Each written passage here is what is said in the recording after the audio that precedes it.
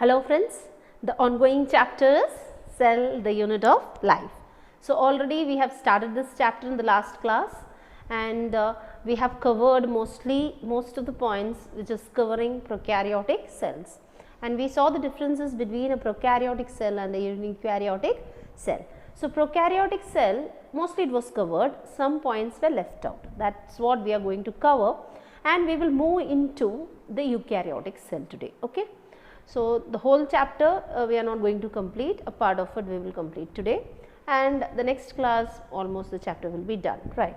Now, moving on to the part which was left out. So, prokaryotic cells we were seeing the parts in that.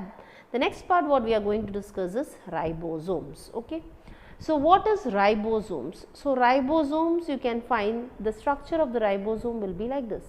So, ribosomes are structures which are present in the plasma membrane, attached to that of the plasma membrane in prokaryotic cells. Okay.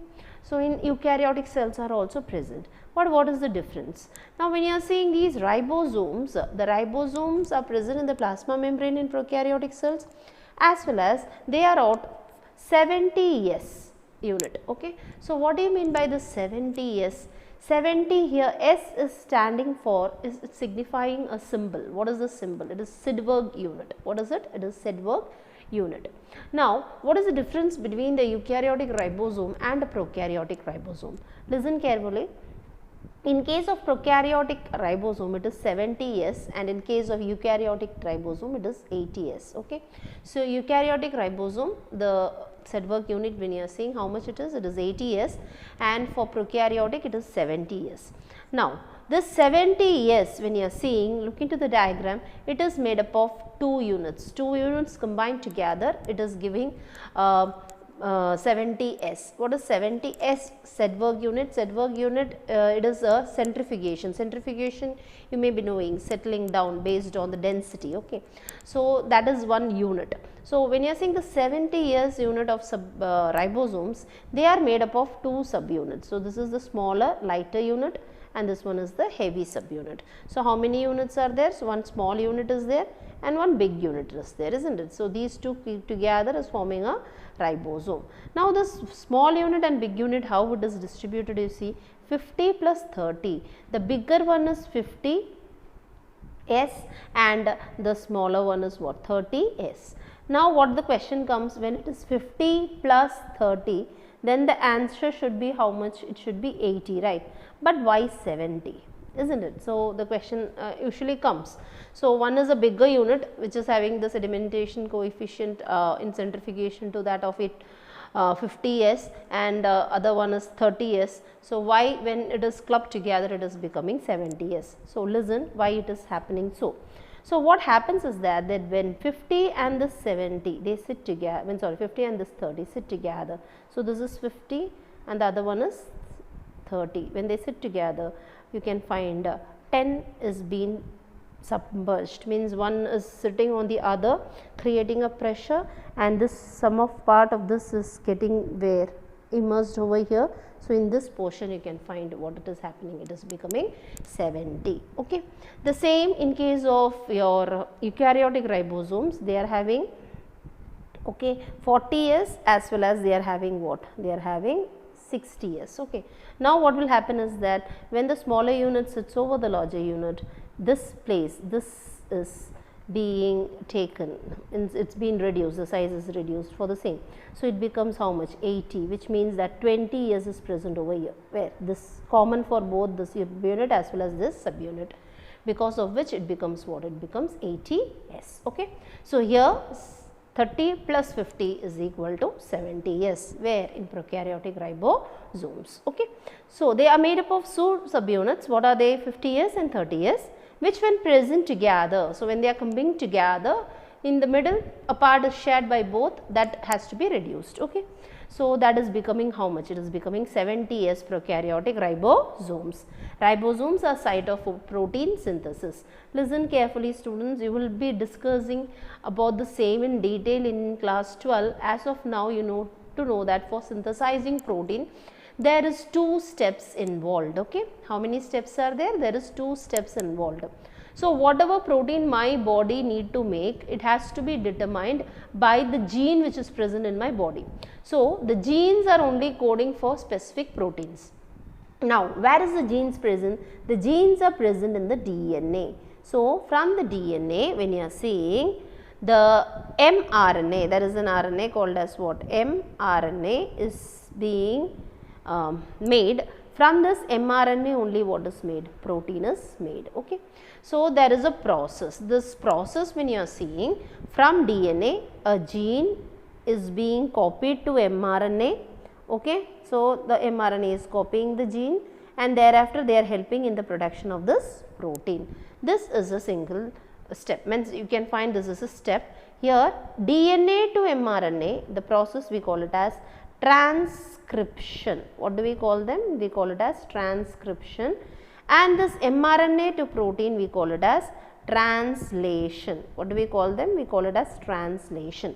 So DNA to mRNA is transcription, and mRNA to, so DNA to mRNA is what? It is transcription, and mRNA to protein is what? Translation. So any protein has to be made. This is the process by which the proteins are made. Central dogma of protein synthesis we call. Okay. So for this, when you are seeing, for making of this mRNA as well as for helping in synthesizing of the proteins, there are involvement of whom? This ribosomes. So several ribosomes are attaching to what? This mRNA, and they help in the formation of a chain.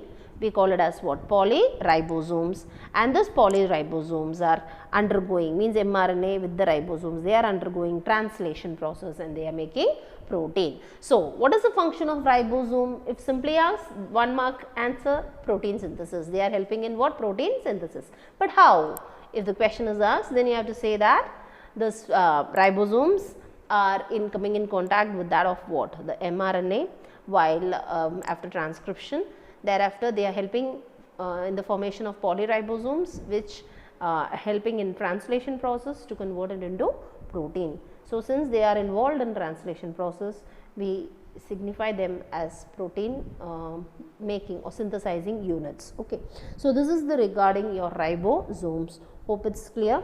Polyribosomes or polysomes translate the mRNA into protein. Okay. So here you can see the diagram here very clearly, it's given. You can find mRNA is present. So this green is the mRNA, this is the ribosomes. These ribosomes are helping in the production of this protein. How? You will learn in class 12. As of now, you just need to know that protein synthesis is controlled by whom? This ribosomes, right? By a process called as translation, they are playing a major role. Now moving on to the last part of the prokaryotic cell is your inclusion bodies.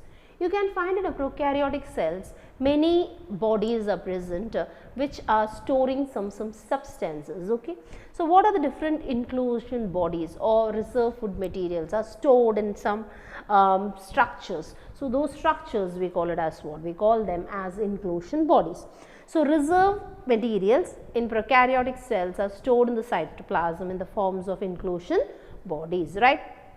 It can be like granules. Granules means what? Spherical structure with large of things deposited in those structures, it is present.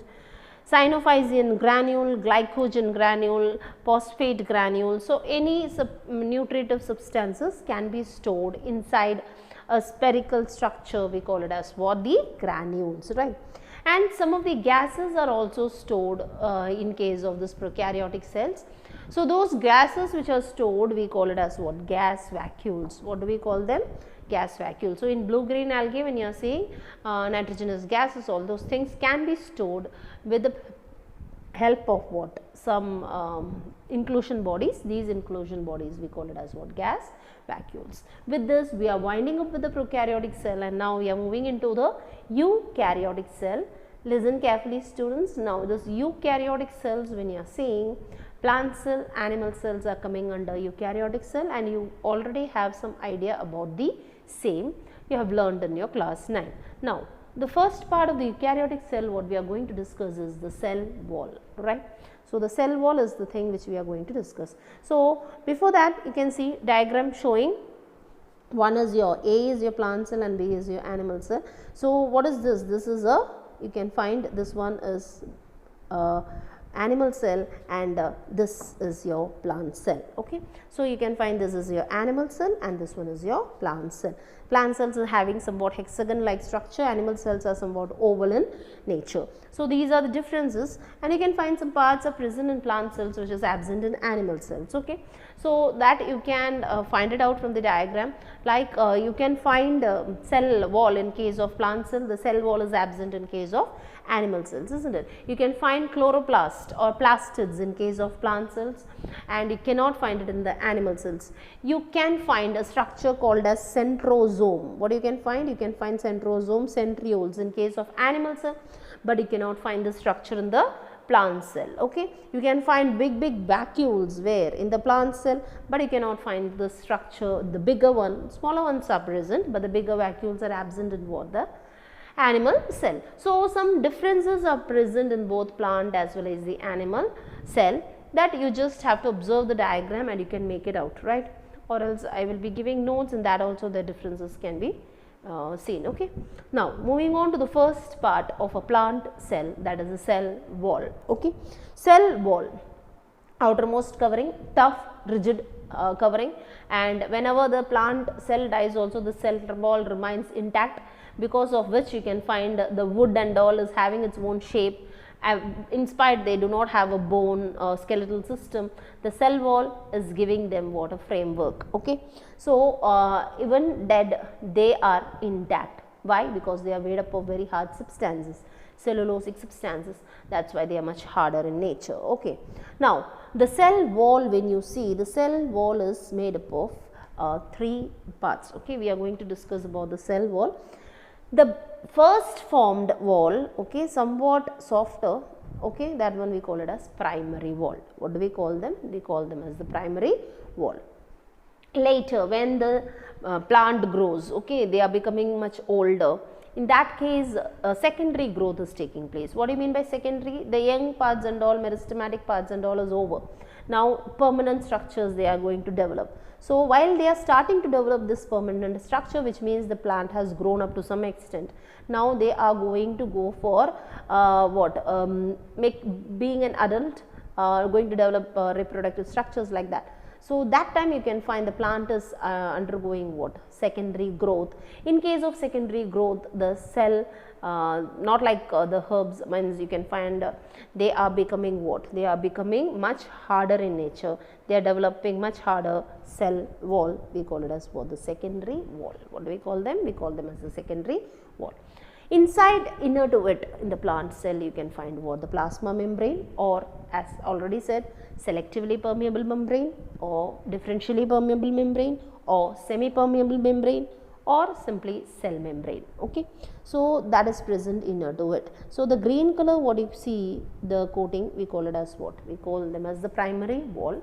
Inner to is the secondary wall, the brown one, and inner to it the yellow color you can find, that is your plasma membrane. Now, another one structure is present called as what? The middle lamellae, which is connecting the cells, okay. All the cells are tightly attached with one another with the help of the structure you can find in the center, which is present adhering to all the cells. So, this structure we call it as what? Middle lamellae, and they are made up of calcium pectide, which is acting like a glue, you know, gum, which is keeping all the cells intact. So, that is the function of what? The cell wall. Hope so it is clear. Now, just we will read down. Cell wall of a young plant, when you are seeing its primary wall, and it is capable of growth, they can grow. And when the cell is maturing, they are getting converted into what? The secondary wall, which is formed of an inner towards membrane, yeah, it is inner to the primary wall. Then there is a middle lamella made up of calcium pectide, and they are gluing the different neighboring cells, fine. The cell wall, the middle lamella may be transversed by plasmodesmata, yeah. You can find structures, okay, like this, connecting structures between two cells. So, these connecting structures, gap junctions are referred to as plasmodesmata. So, from here any messages or any things, molecules can be transferred from one cell to the another through the connecting structures. We call it as what? We call them as plasmodesmata. Okay. So, which connects the cytoplasm of the neighboring cells. So, these are the holes which are connecting. So, these holes you can find, these holes they are helping in connecting the cells from one cell with that of the other. Okay. With this we are completing a cell wall, and then we are moving on to the cell membrane. Listen very carefully, very important question, 3-mark question, cell membrane, right, or the plasma membrane. What that Sinker and Nicholson said is that they proposed the model of the plasma membrane. They studied the structure of plasma membrane and they proposed a model for the same. The name of the model is fluid mosaic model of plasma membrane. Okay. So, they said that the plasma membrane is fluid mosaic in nature. What do you mean by this? Okay. Now, we are going to learn about the fluid mosaic model of plasma membrane, how the structure of plasma membrane is, how it is made up of, what and all is present in it. That is what we are going to see now. Okay. Now, fluid mosaic model. So, when you are seeing this plasma membrane, this is the plasma membrane. Okay. To be more clear, you can find it over here. Plasma membrane is made up of phospholipid bilayer. What it is made up of? It is made up of phospholipid bilayer. So, this is one bilayer and this one is one bilayer. Okay. This bilayer, when you are seeing, they are made up of two substances. One is your head and another one is your tail. One is your head and another one is your tail. Now, this head and tail, they are made up of this phospholipid, but they are having some characteristics. What is the characteristics? When you are seeing this hydrophilic, heads are hydrophilic in nature. What do you mean by hydrophilic? They are water lovers. They love water. They can stay in water. So, that one we call it as what? Hydrophilic. Okay. And when you are seeing these tails are hydrophobic in nature. What do you mean by hydrophobic? Hydrophobic means they hate waters. They are scared of waters. Okay. So, you can find where the plasma membrane is on the medium is usually water. So, obviously, the heads will be present on the outer parts, isn't it? So, you can find where here the head is present and here the head is present. Inner only you can find what? The hydrophobic tail. The heads are present on the outer border. Okay, that is number 1. Now, when you see this lipid molecules are present where? On the head you can find what? The lipid molecules are present. Along with that, you can find many other things like glycogen granules will be present in between the cell membrane. You can find many proteins are present in the cell membrane.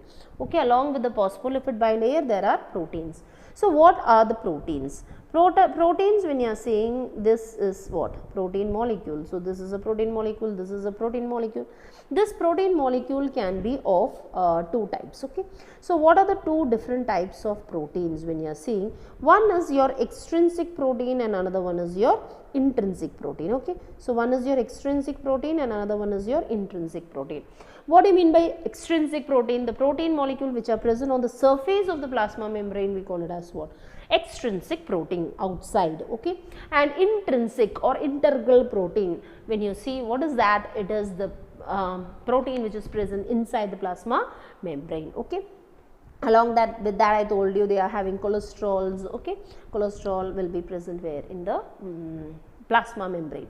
So, this is regarding your fluid mosaic model of plasma membrane. Why they gave the term fluid mosaic? That's we need to learn. Okay. Now, we are moving on to, just we will read on.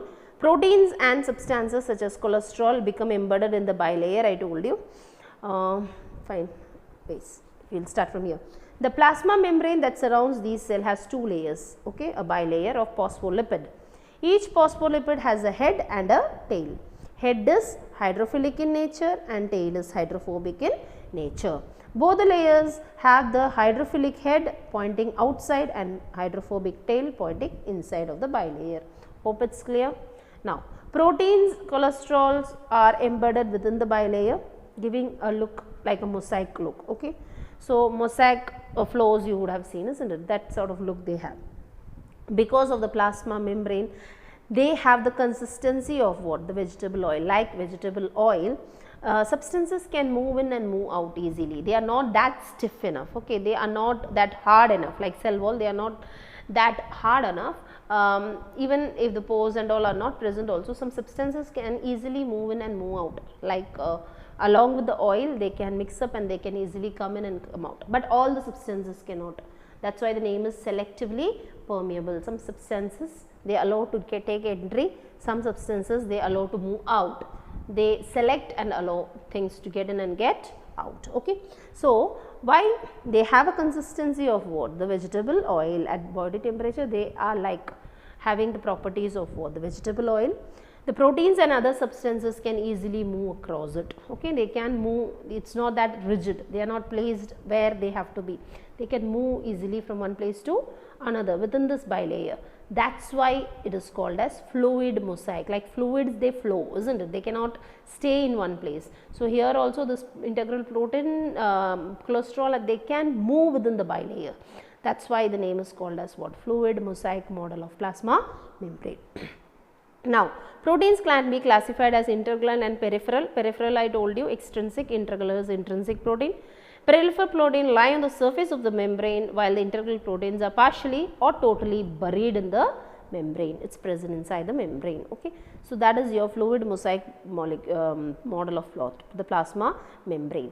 Next, we are moving on to your substances can move into this plasma membrane in two methods. Okay, that is what we are going to discuss. Listen very carefully. So, when the molecules move, the molecules can move by two ways. Okay, molecules of water, whatever it is, molecules here we are discussing can move by two ways. So, what are the two ways? One is your passive transport and another one is your active transport. Okay. So, one is active and another one is passive. Listen very carefully. What do you mean by passive transport and what do you mean by active transport? Okay. Now, listen, I told you molecules can move how? With passive as well as an active way. So, what is passive? This is a plasma membrane. Okay. And you see this one is the another cell. Substances from this cell through the plasma membrane has to move and get into this cell. Okay. They can move one way. I told you what? It is passive. Passive means what?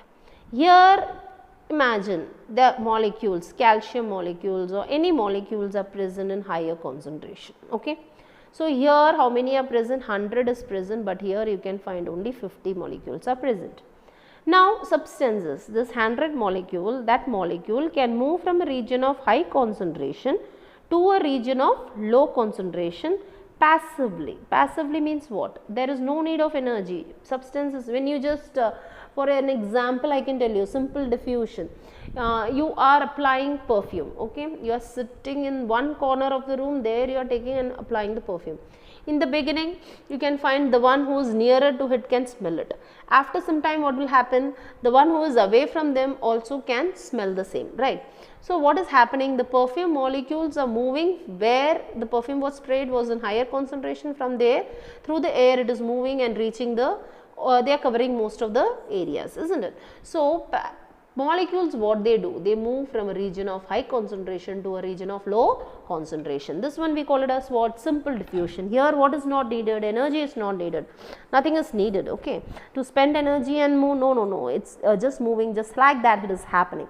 So, this type of movement we call it as what? Passive transport. Molecules without the requirement of energy, ions or molecules are moving from a region of high concentration to a region of low concentration. Another one is what? Another one is your active transport. What is happening in active transport? That is what we are going to see now. Active, the case is ulta. What is it happening? You can find this is one cell membrane and this one is another cell membrane. Now, here it is how much? Here it is 100 and here it is 50, but molecules for here in this cell some activities has to be carried out for which they need more number of molecules, the same molecules. Okay. Now, how the molecules will be moving? Molecules will be moving from a region of low concentration to a region of high concentration. Here 100 is there. In spite some molecule is needed for carrying out some process, so they are taking it from here, okay, where it is already present less. Now, when they are taking it from here, from a region of low concentration to a region of high concentration, they have to undergo some process. okay, they have to spend some energy to take from a region of low concentration to a region of high concentration. So, this sort of process we call it as what? We call them as active transport. It is taking place by a mechanism called as sodium potassium pump, which you will be learning in your higher, means other chapter you will be learning, okay, transport in plants, in that you will be covering active transport. Hope it is clear. Yeah. So, many molecules can move briefly across the membrane without any requirement of energy. So, without requirement of energy from a region of higher concentration to a region of low concentration, we call it as what? The passive transport. Now, water is also moving, like ions, molecules, water also moves from a region of high concentration to a region of low concentration through a semi-permeable membrane, isn't it? So, that process, when it comes to water, we use the term what? Diffusion.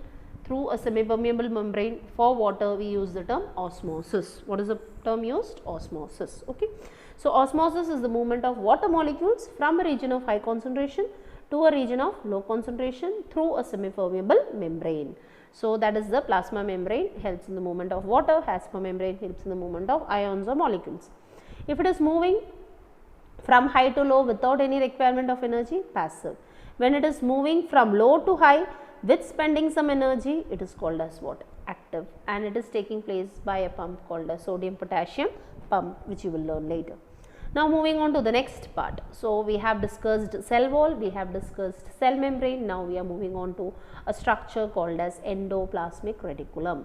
So, what is the structure we are going to discuss? We are going to discuss about what? This endoplasmic reticulum, which is present near the nucleus. You can find the endoplasmic reticulum is present in both plant as well as the animal cell. So, this is the structure of endoplasmic reticulum. You can find this is the nucleus and this one is the endoplasmic reticulum.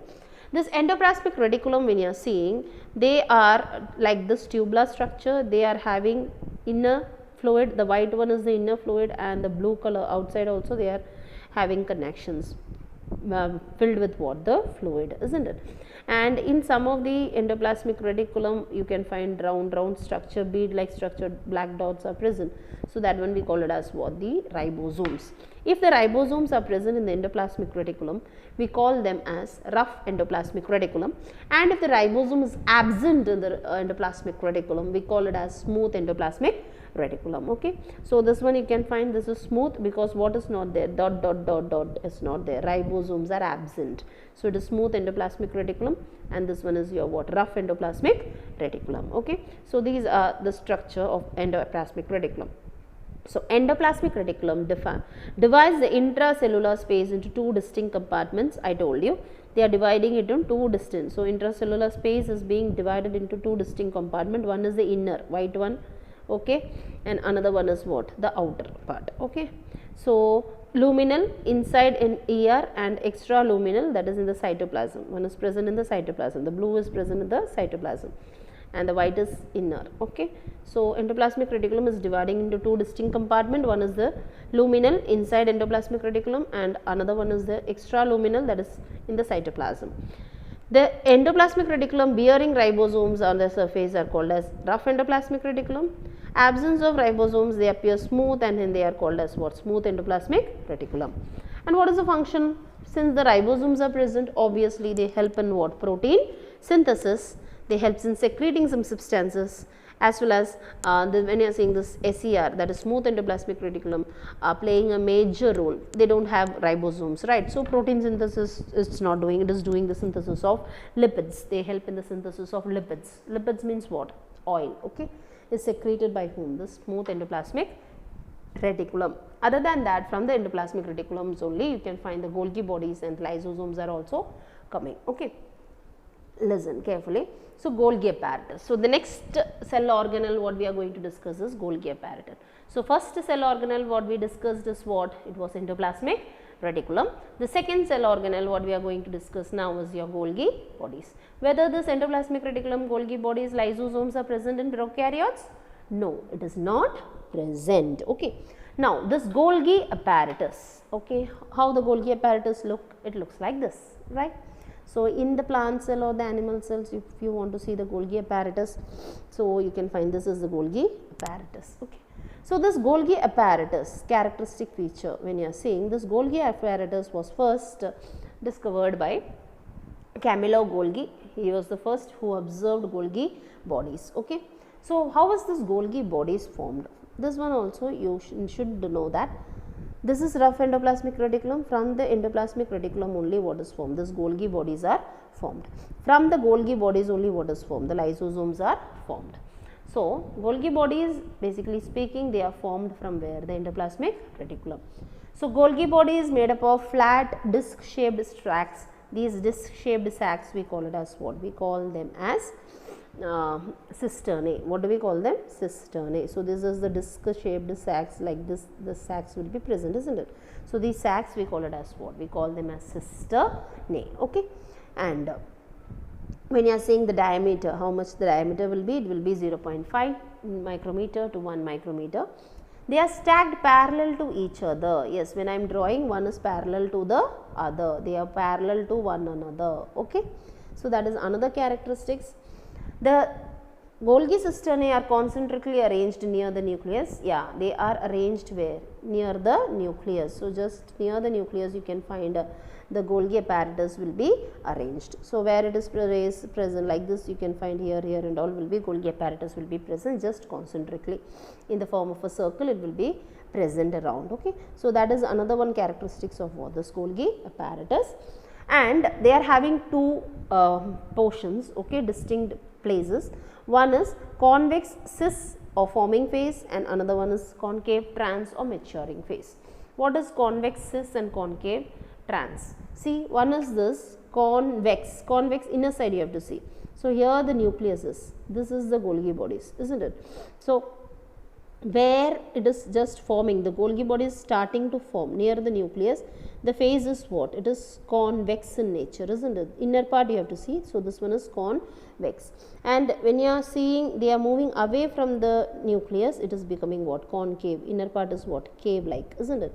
So concave. So inner, everything which is forming nearer to the nucleus, it is convex. Away from the nucleus, it is concave. Okay. So the inner part we call it as what? The convex part, cis part, and the outer part we call it as concave part. Again, inner part is called as the convex part and the outer part we call it as what? The concave part. Like that, there are two positions in the Golgi apparatus. To make it more clear, I will draw for you what is the cis and forming phase. Forming phase is one when the Golgi bodies are forming. So this is the nucleus. The first which is forming, they are convex in nature. Inner side you have to see, not the outer side ma. Where you have to see the inner side. So inner side is convex in nature, isn't it? So it is, the thing is like this. So inner side is convex in nature. Now when they are forming new, how it is happening? This part, inner side becomes concave. Again they are forming, this is convex. Again they are forming concave. Again they are forming convex. Again they are forming concave. Like this you can find the Golgi bodies are formed. They are having two phases. One is the convex phase, we call it as the cis phase, forming phase, and the concave phase which call it as trans phase or the maturing phase. Like this you can find what is formed.